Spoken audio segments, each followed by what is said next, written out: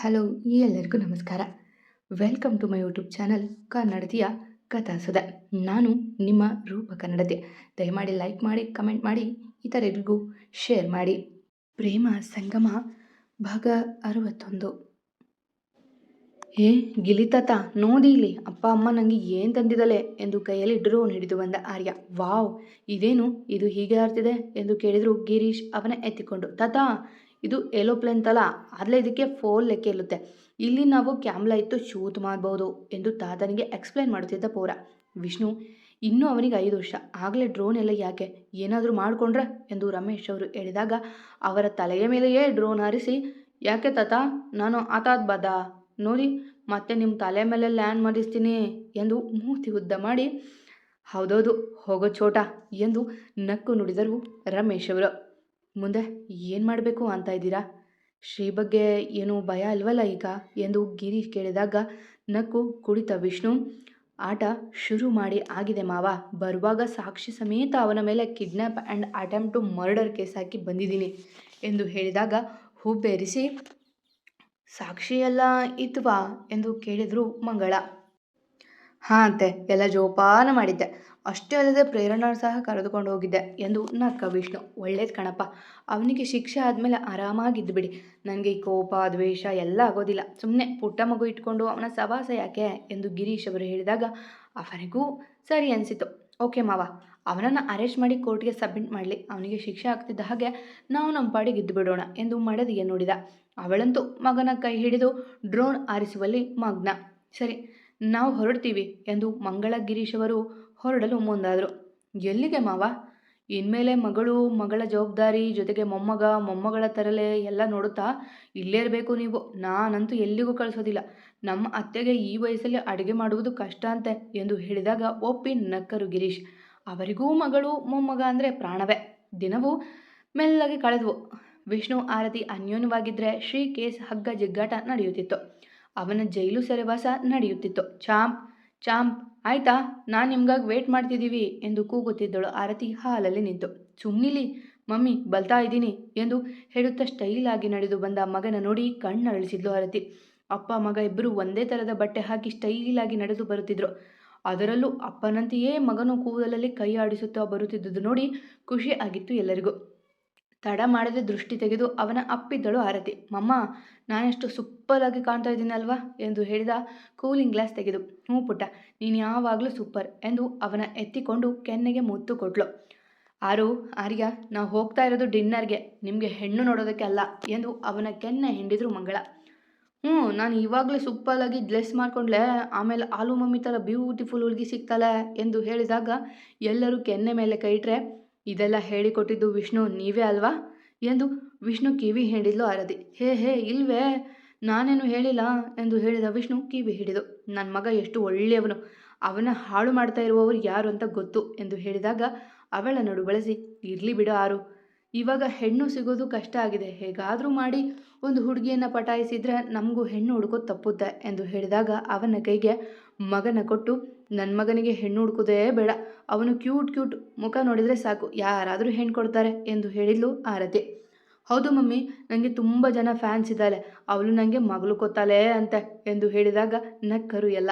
ಸರಿ ಬನ್ನಿ, ಟೈಮ್ ಆಗುತ್ತೆ ಎಂದು ರಮೇಶ್ ಹೇಳಿದಾಗ ಎಲ್ಲ ಹೊರಟರು. ದೊಡ್ಡ ರೆಸ್ಟೋರೆಂಟ್ ಒಂದಕ್ಕೆ ನಡೆದು ಆರ್ಯ ಇಷ್ಟಪಟ್ಟ ಊಟವನ್ನೇ ಎಲ್ಲರೂ ತಿಂದು ಮುಗಿಸಿದರು. ಅಪ್ಪ, ನನಗೆ ಅಲ್ಲಿದೆ ಅಲ್ಲ ಐಸ್ ಕ್ರೀಮ್ ಬೇಕು ಎಂದು ಹೇಳಿದ ಆರ್ಯ ರಸ್ತೆ ಬದಿ ಮಾರುತ್ತಿದ್ದ ಕುಲ್ಫಿ ನೋಡಿ. ಕಂದ, ಹಾಗೆಲ್ಲ ಐಸ್ ಕ್ರೀಮ್ ರೋಡಲ್ಲಿ ತಿನ್ನಬಾರ್ದು, ಮೊದಲೇ ನಿನಗೆ ಹುಷಾರಿಲ್ಲ ಎಂದು ಹೇಳಿದಳು ಆರತಿ ಅವನ ಮುದ್ದು ಮಾಡುವಂತೆ.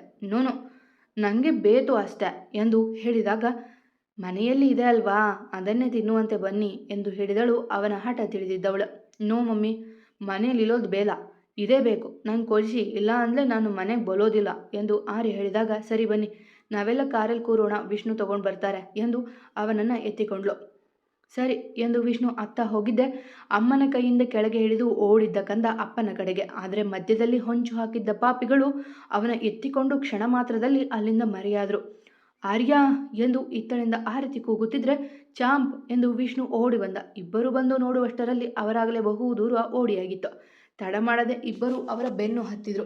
ಸ್ವಲ್ಪ ದೂರ ಬಂದಿದ್ದ ಬಾಯಿ ಮುಚ್ಚಿ ಹಿಡಿದಿದ್ದ ಒಬ್ಬನ ಕೈ ಕಚ್ಚಿದ ಆರ್ಯ. ತಕ್ಷಣ ಅವನು ಕೈ ಬಿಡಲು ನೆಲದ ಮೇಲೆ ನಿಂತ ಆರ್ಯ. ಹೇ ಅಂತಲ್, ಯಾವ ನೀಲು ಎಂದು ಹೆದರಿ ಕೇಳಿದ ಪುಟ್ಟ ಕಂದ. ನಾವು ನಿನ್ನ ಕರೆದುಕೊಂಡು ಹೋಗೋದಕ್ಕೆ ಬಂದಿದ್ದೀವಿ, ಇವತ್ತು ನಿನ್ನ ಕೊಂದು ಬಿಡ್ತೀವಿ ಎಂದು ಚಾಕು ತೆಗೆದ ರಾಕ್ಷಸ.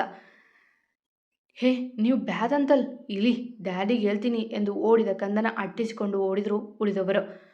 ನೋ ಅಂತಲ್, ಬೇಡ, ಪಪ್ಪ ಬಂದೆ ನಿಮ್ಮನ್ನೆಲ್ಲ ದಿಸುಮ್ ಮಾತಲೆ ಎಂದು ಆರ್ಯ ಹೇಳುತ್ತಾ ಓಡುವಾಗ ಅವನಿಗೆ ಉಸಿರಾಡಲು ಕಷ್ಟ ಆಗಿತ್ತು.